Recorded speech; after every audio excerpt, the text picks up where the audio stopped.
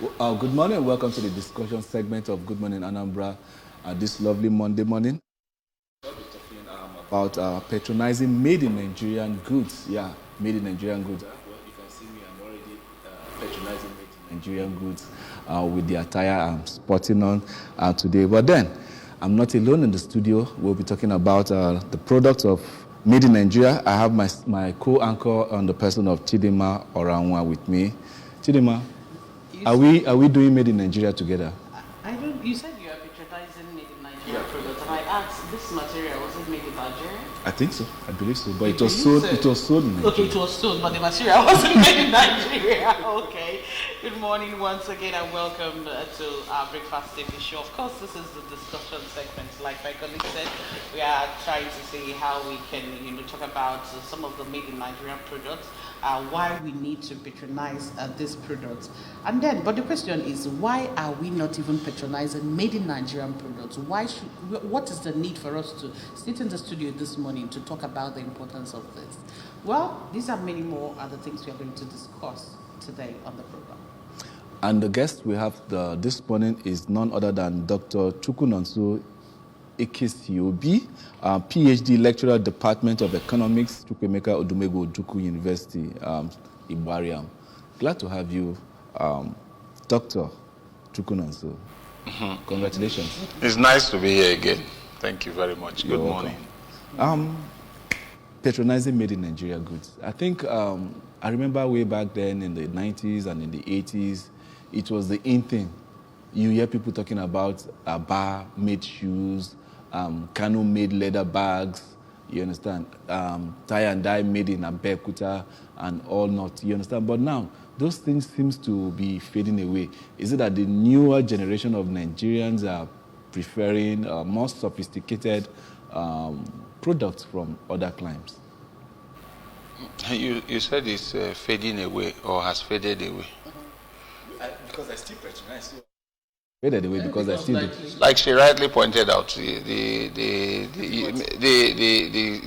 garment may have been put together, designed in Nigeria, but the material itself, the fabric itself, was made in Nigeria.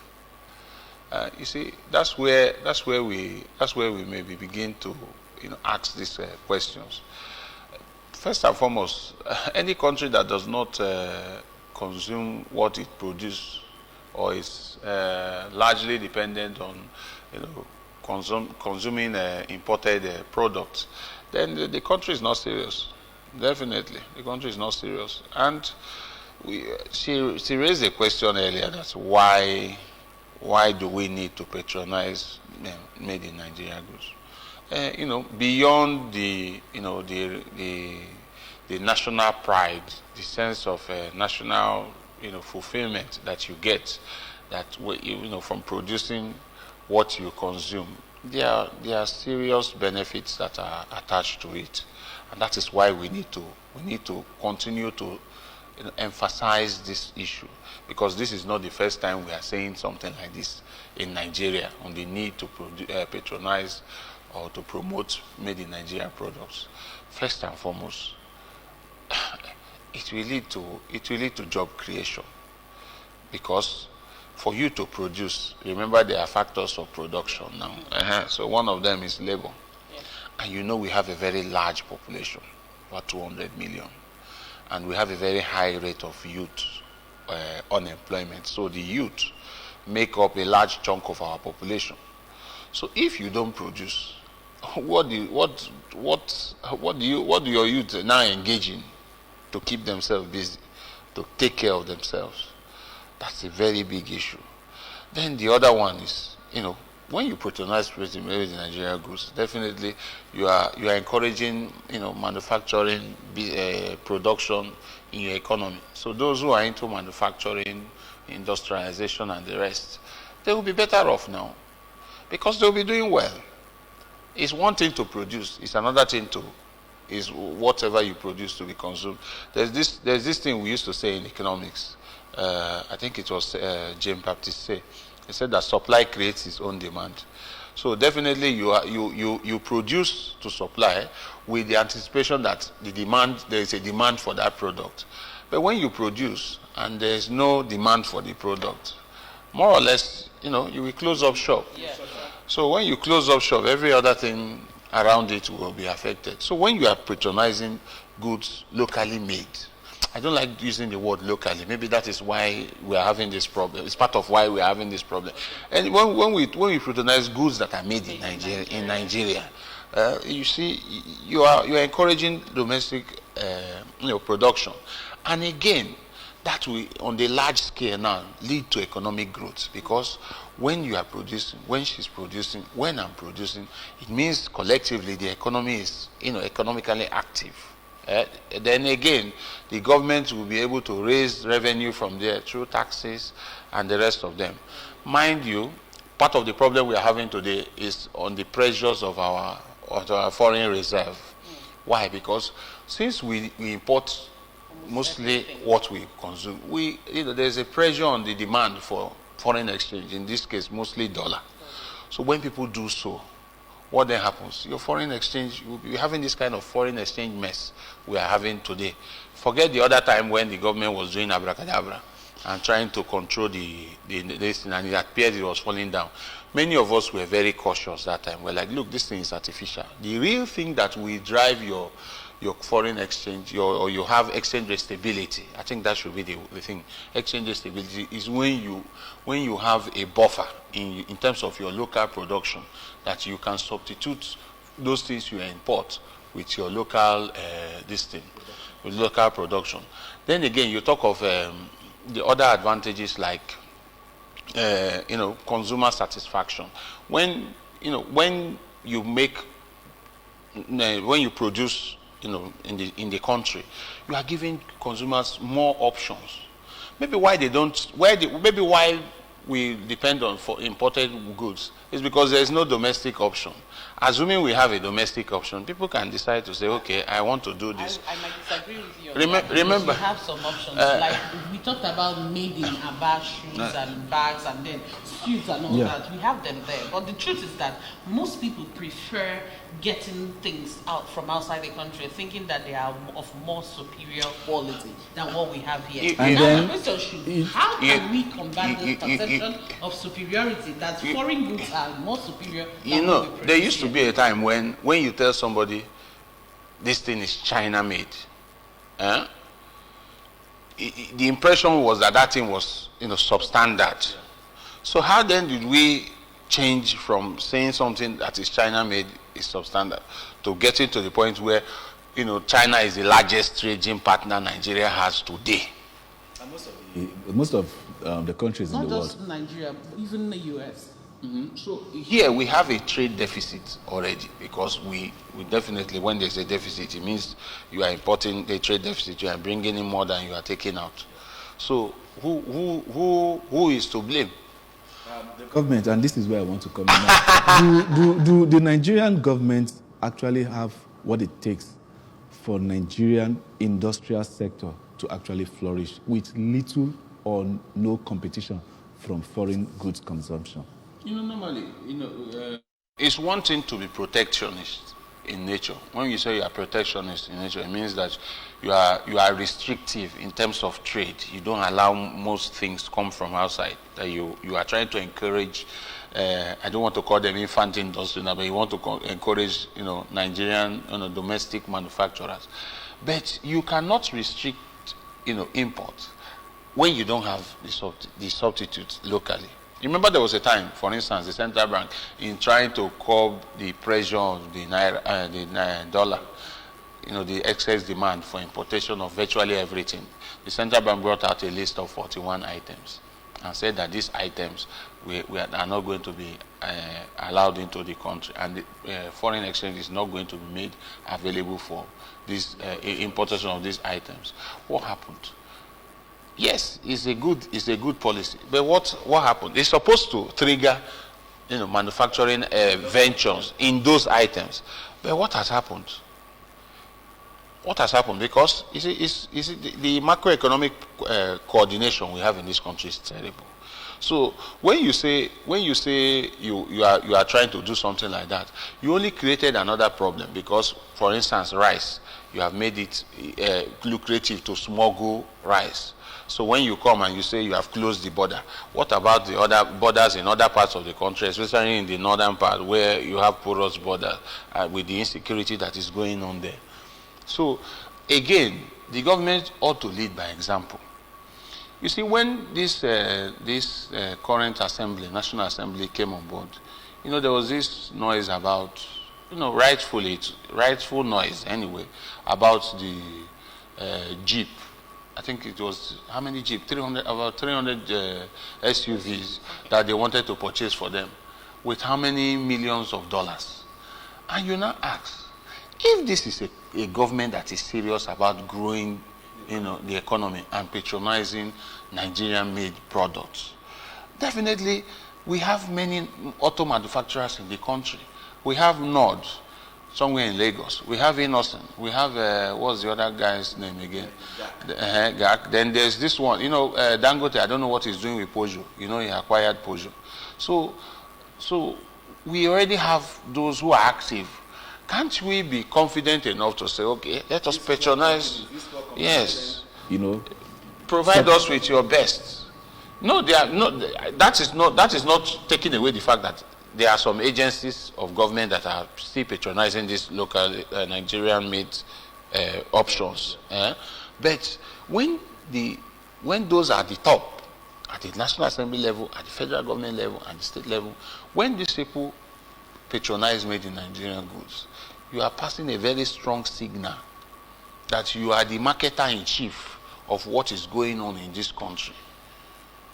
You understand? That you are the marketer in chief. But when you don't do that, you say you want to buy this one, you want to buy, I don't want to mention any brand. What message are you passing? When some of these companies they are talking about, those things they are using to put together the cars, they are still important. But it's still better to assemble, at least, because what most of them still do is they assemble these products, because the major components of these vehicles are not being manufactured here. But at least we assemble it here. That's value addition. What are we doing, to make sure that whatever we have in this country, that we are adding value to it? If you look at our agricultural produce, for instance, you see that we still export them in its raw form. And in the international market, these produce do not, their prices are not that, attractive, are not that competitive. But when you add value to it, then you can go a step further. So what is causing that, value addition from not taking place? What is hindering that value addition? Because when you add value to whatever it is you have in your country, that is when you are producing. And when you produce, people will now talk of, buying the stuff, whatever it is you produce. So these things.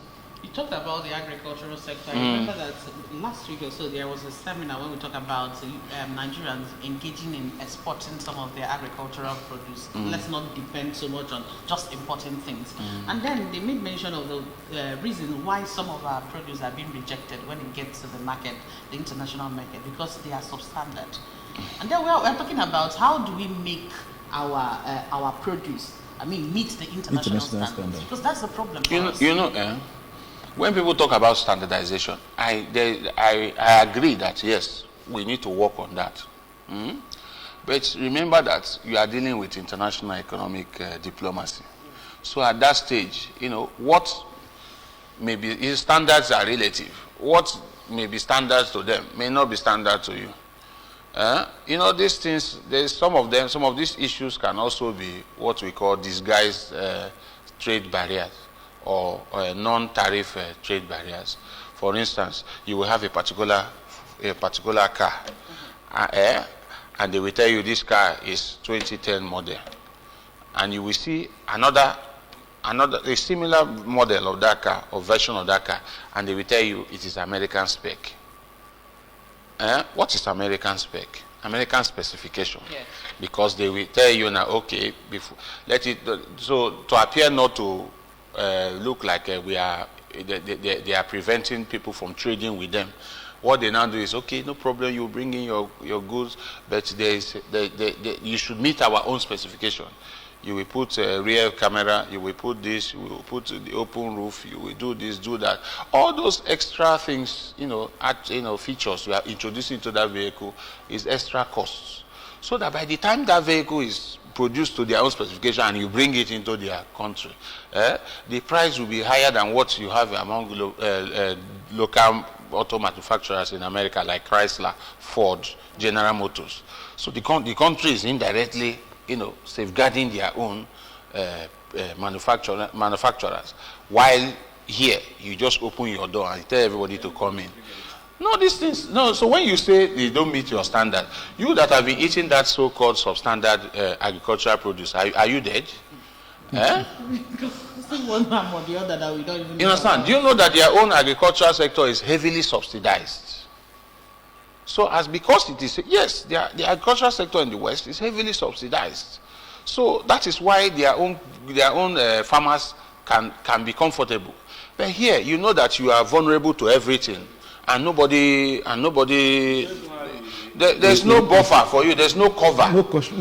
No cushion for you. So you see that you now want that person who is struggling to make it, after producing, you now tell that person to meet an international standard.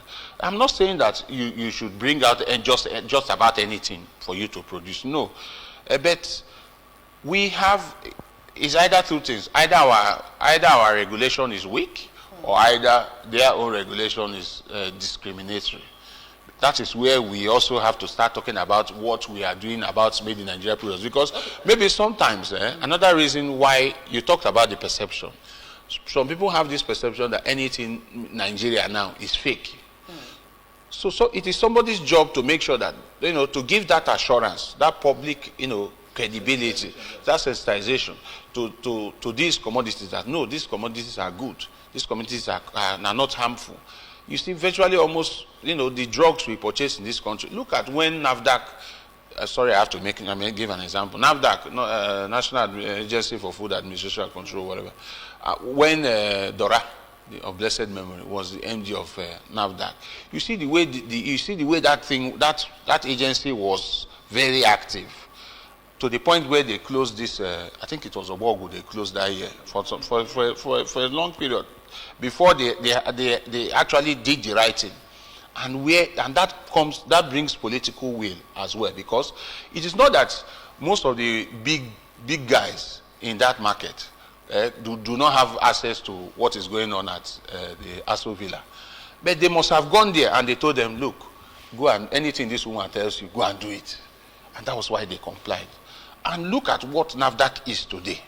For you to purchase drugs, now I find it difficult to get drugs from any roadside pharmacy. Yeah. Because you may be buying something that will even harm you the more.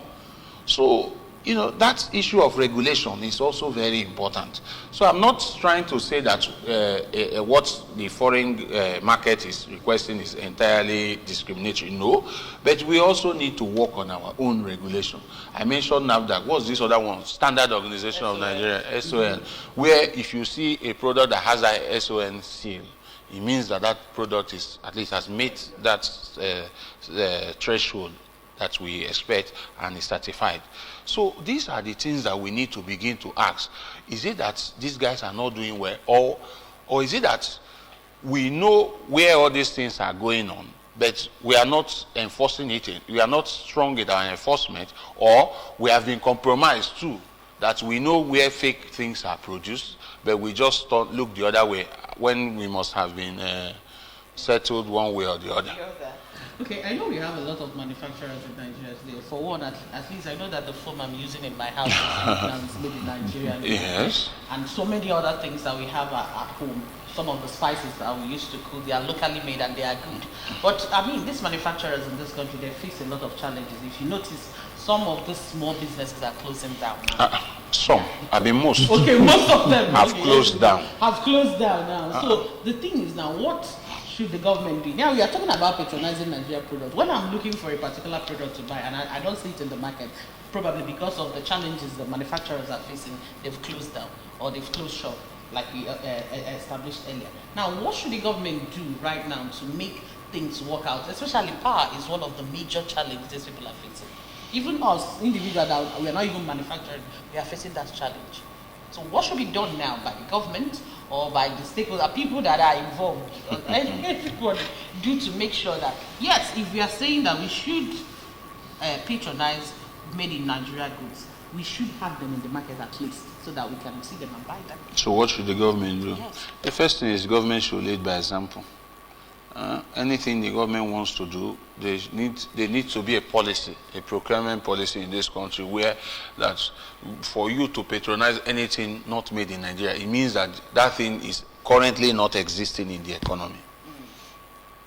So that is the only option. That should be the only option for government to, government procurement of activity should to involve foreign-made products.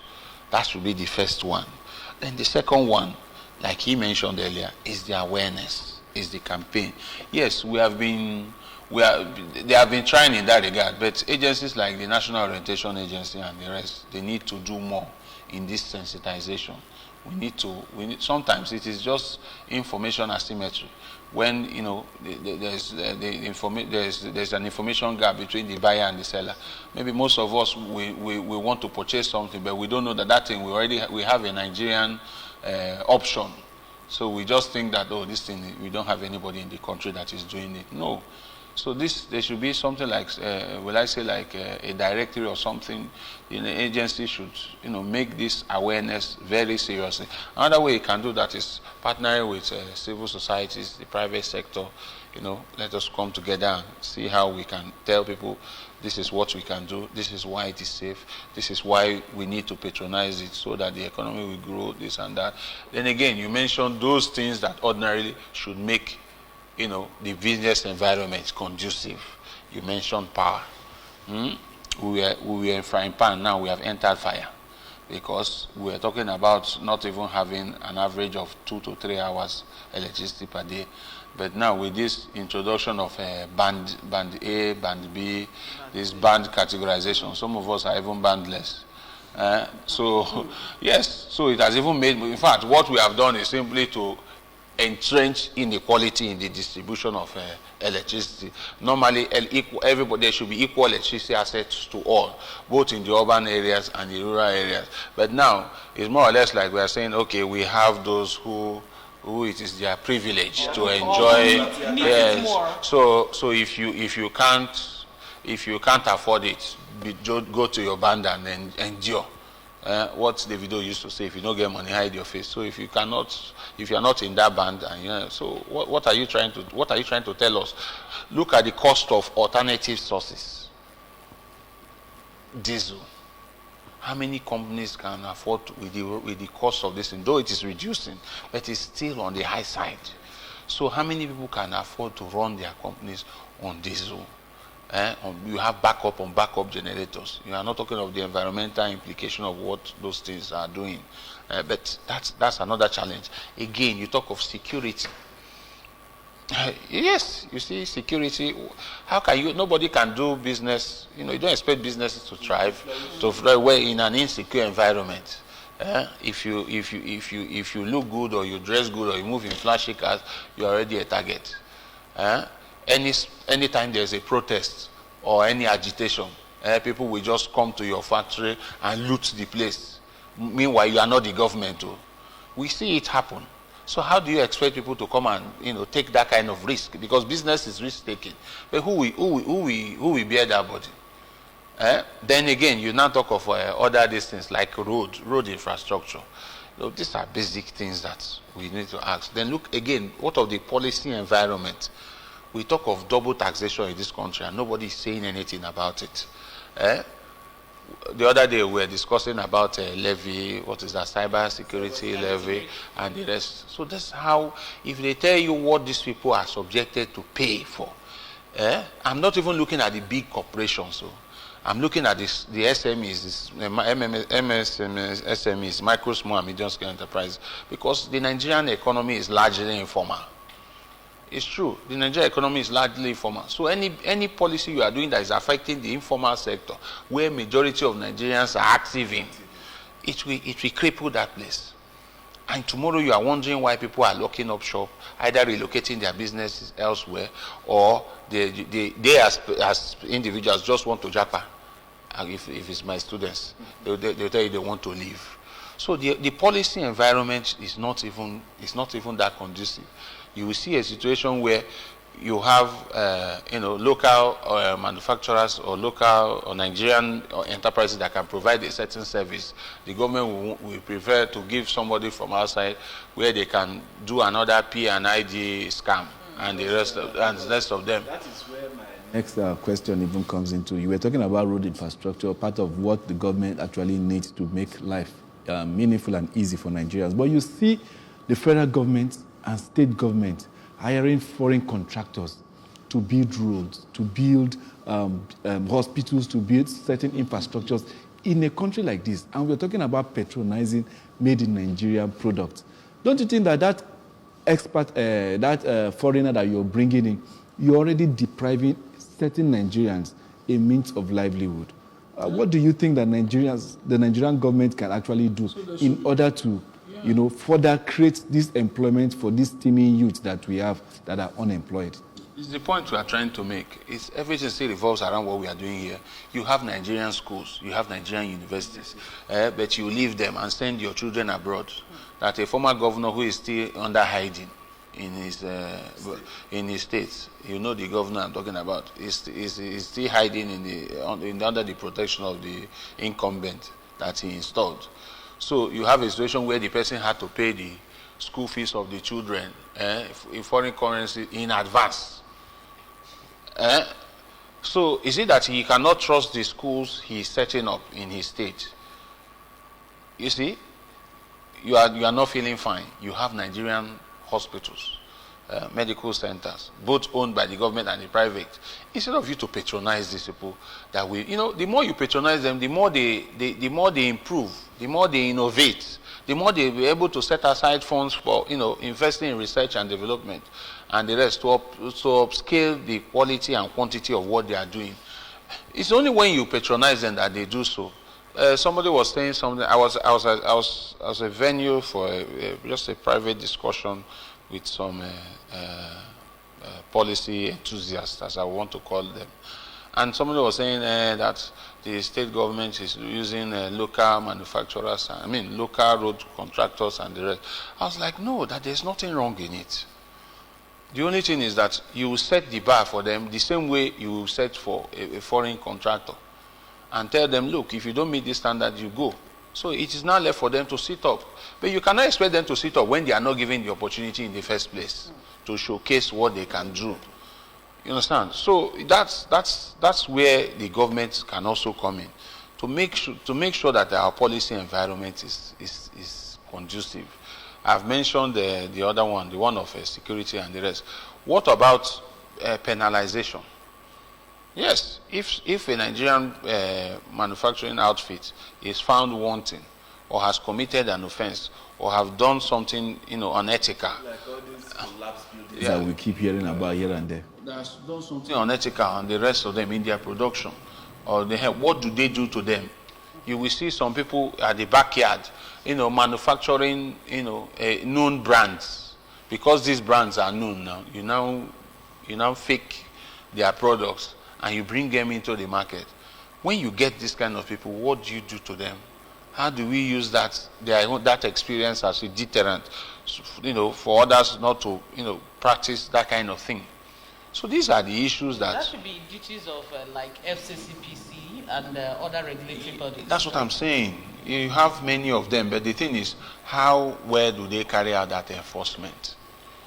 All right, we are still here in the studios of Anambra Broadcasting Service, and our topic this morning is promoting made in Nigerian products. Well, we have people out there in the streets that we interviewed based on the topic we are discussing this morning. I want to hear what they have to say about the topic. Stay with us.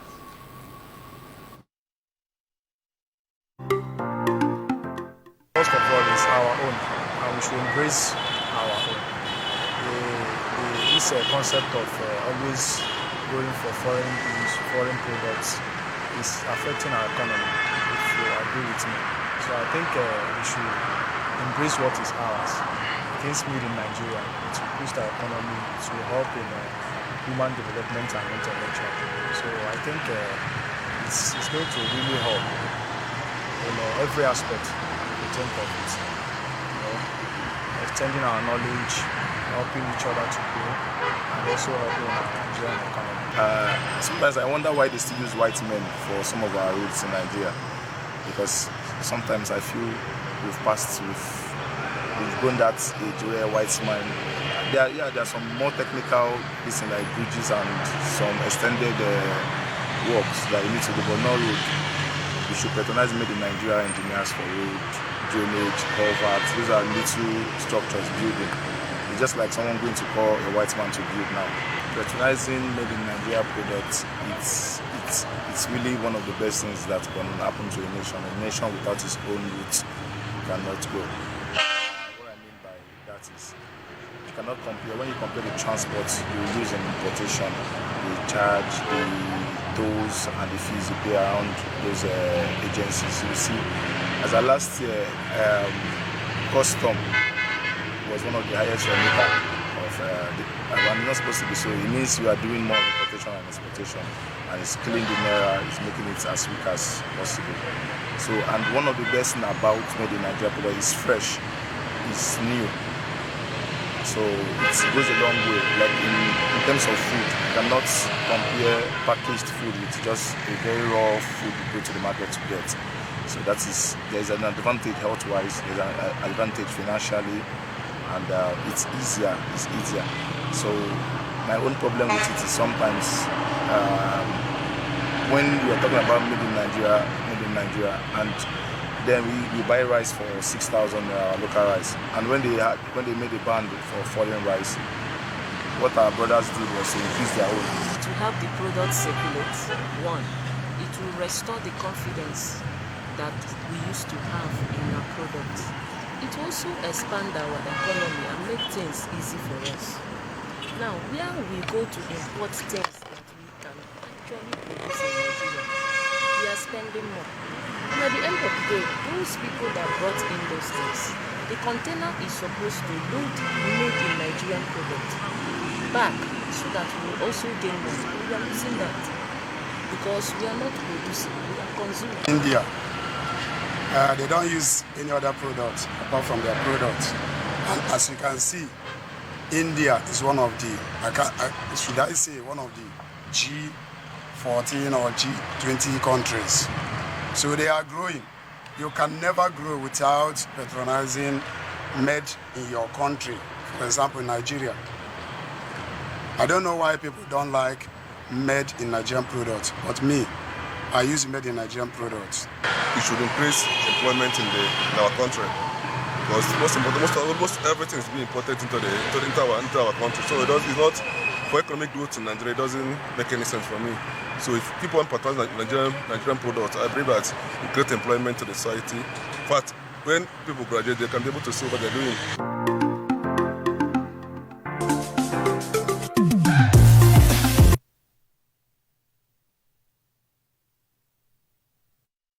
Edward, the parliamentarians were just telling us the importance of patronizing made in Nigerian products because of its so many advantages like boosting the economy and creating jobs, and then, will I say, settling this issue of insecurity, because if you have something to do, you definitely won't be festering on how to foment trouble in your locality.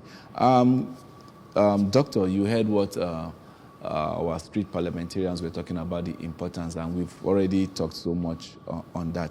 But now, from the look of things, it's like the government, where the buck stops on their table, are doing very, very little in promotion of Nigerians, the citizenry, you understand, patronizing made in Nigerian goods. What do you think the government needs to do differently that they aren't doing presently? Well, sincerity, commitment, drive. When the government looks at this thing as an issue and tell themselves that we need to address this thing, and this is the way to go, we'll start. Government is a very important sector in the economy. That is why government expenditure is a very powerful macroeconomic tool. So imagine when government is spending a large chunk of its resources on the economy, things that are produced in the economy, and not something that is brought in from elsewhere. Granted, we cannot produce everything. That one is clear. But we make sure that we only bring in those things that we know are very essential. But those ones we know that we have here, the government should, should lead by example. And, making these things, one of the presidential candidates in the just concluded election was always hammering on this thing, from consumption to production. So we encourage that production, one, but you cannot tell people to produce, to be proudly Nigerian, when you as a government discriminate against your own products, your own services. So then that's the first point of call. Then the next one is to now use its policy mechanism to make the business environment favorable for both the producer and the consumer. Because we have not talked on the consumer aspect. It's one thing to produce. It's another thing for people to have the purchasing power to buy those things you have produced. So it's not enough to say produce made in Nigeria goods. Who are the people that will benefit from? Who will be able to afford those things when we have an alarming poverty rate? We have a multi-dimensional poverty of over 100 million, and the rest. So, how people who barely feed, how do you expect them to now start talking of other luxuries that we are talking about? So, what are those things? And look at what inflation is doing nowadays. I'm surprised that the National Bureau of Statistics is still saying our inflation rate is about 40% or thereabout. That's what we saw in the papers. It should be above. It should be above 50% in my own rough estimate, because the thing is crazy, and it is affecting real income, because government is still looking at wages, salaries as at the nominal level what you are being paid. But when you adjust these wages with what is the reality of the market, there's a problem. Look at what is happening to exchange rates. Even if you want to produce, there are some locally made, Nigerian-made goods that either depend on the facilities or the equipment they need to produce these things from outside, or the raw material. How can they get these things when the dollar to the naira is moving up and down? Remember, we have discussed the naira swap with the Chinese government here on this program before. What has happened to that thing now? So these are the things. Then those basic services the government is supposed to provide that will will improve the ease of doing business. They should come out and be committed to it. It's not just paying lip service to it. We are good at singing these things. Every government that comes in, we need to diversify the economy. We need to diversify the economy. How are you going about that diversification? How are you going about empowerment? Is it to just buy keke and share to people, or you buy sewing machines? It goes beyond that. We are talking about this textile, the fabric, whether it is produced in the country or not. No, they are not. What happened to our textile in the industries in the north, Kaduna and the rest of them? That used to be a very famous industrial cluster, the Kaduna and the Kano garment clusters. What happened to them? What happened to our, what do we call this kind of design again? Adire, tie and dye, and the rest. We used to. At what scale are we doing that? And we still do aquatic, yeah? At what scale? When the state governor was, at his inauguration, that, now we'll be showcasing Nigerian cuisine in the government functions, like Oba, Abacha, Okwa, and the rest. People were laughing. I was like, that's the way to go. That's when people enough, these cuisines are quite expensive. A cup of okwa, breadfruit in the market is nothing less than 800 naira. So how many are you going to now buy? compare it to eating shawarma, pizza. All those things, are they local cuisines? No, but actually, if we take this thing seriously, then you are putting a challenge out there to those of us who are in the academia, in the research, agricultural research, to how then do we improve the yield and the of these foods like ukwa and the rest, is because these things are still seasonal. How can we make these things something we can harvest all year round? Or how can we do it in such a way that we can improve the processing, palm oil and the rest of them? These things, you start from there. So somebody has to take the initiative. All right, we've talked about the government, we've talked about the consumers. What about the manufacturers? What do they need to do to encourage people to patronize made in Nigeria? The manufacturers themselves should call themselves to order. They have an organization. Yes, that's what I'm saying. There's no production or manufacturing outfit or sector that does not have a union, sort of. So they need to begin to call themselves out. Anybody that is not doing the right thing or that is giving them a bad reputation or image, they need to call that person out, so that you don't keep it that, okay, tomorrow this person has done this and nothing happened. Tomorrow I will do my own and nothing will happen. No, we need to begin to call ourselves to order. Manufacturing Association of Nigeria, yes, is a very strong organization.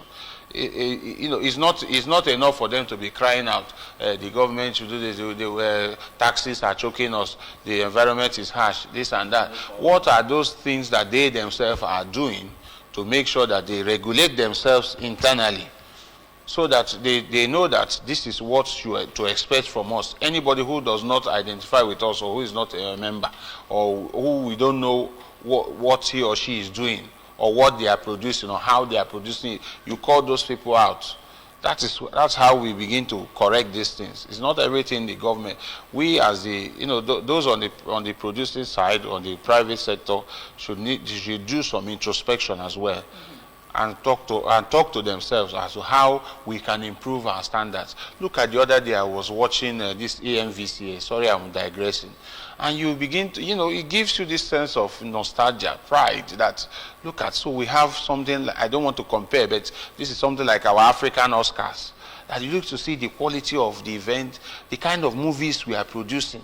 So you have gotten to a stage where you don't need to be told that if you want to enjoy viewership, if you want to enjoy patronage, you have to produce good music, good movies, write better scripts, and the rest of them. So, but it is not the government that is doing it for them. They are the ones that have taken up the challenge. And look at Afrobeat now is not something you can throw away or ignore again in the international scene. So why can't we do something like that here and carve a niche for ourselves in this country? It is not just the government alone. At least there are countries now that are known for certain things. Like now, when you talk of pharmaceuticals, you talk of India. When you talk of technology, and strangely enough, microchip, processors, all these things. You talk of India, China.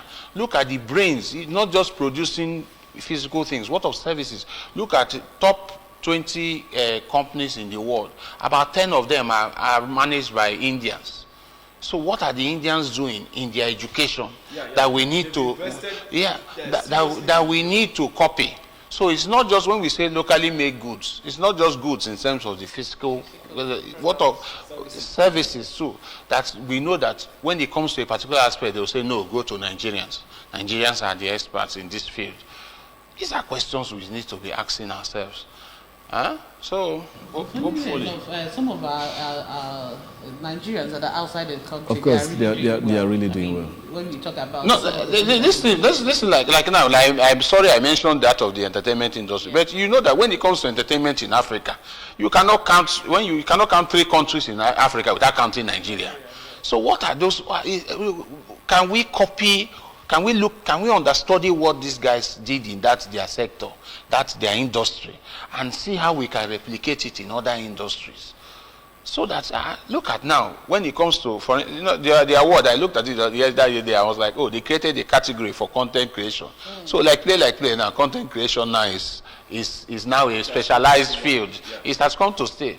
So can we look at how to create content now in other areas, in other sectors? Not just the hand now. Na comedy will go chop. Only comedy will go chop. Yes, it keeps you alive. It keeps you happy. But you still need other things to encourage that happiness.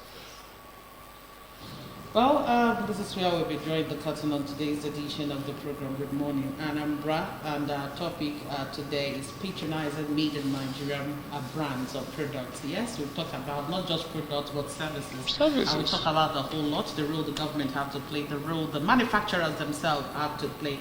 And then what about us consumers? Most times we see things going wrong, but we just don't want to talk about it. I remember there were places those days I used to see them mixing one chemical or the other. At the end of the day, they would bring it out saying that it's one bitters, something bitters and the other bitters. I remember reporting them then, and they are closed now, but it has been a very long time.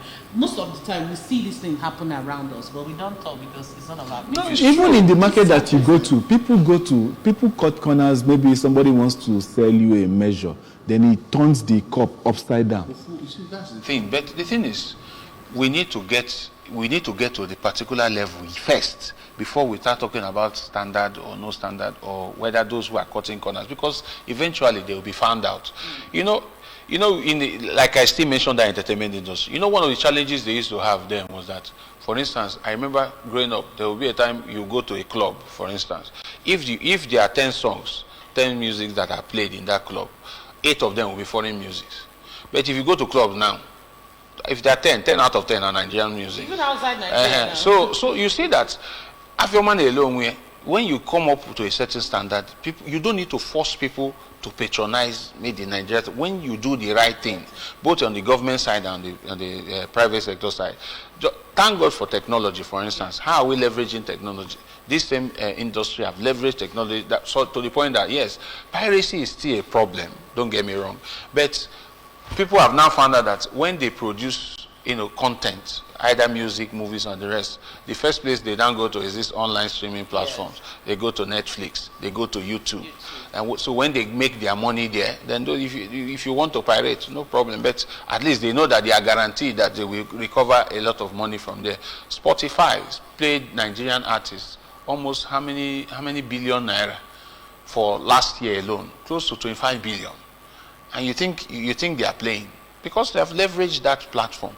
So everybody, that creativity, that innovation that should come into this system. Thank God, off air we were discussing about what is going on with I think crypto and what is going on with online these things, the forex and the rest.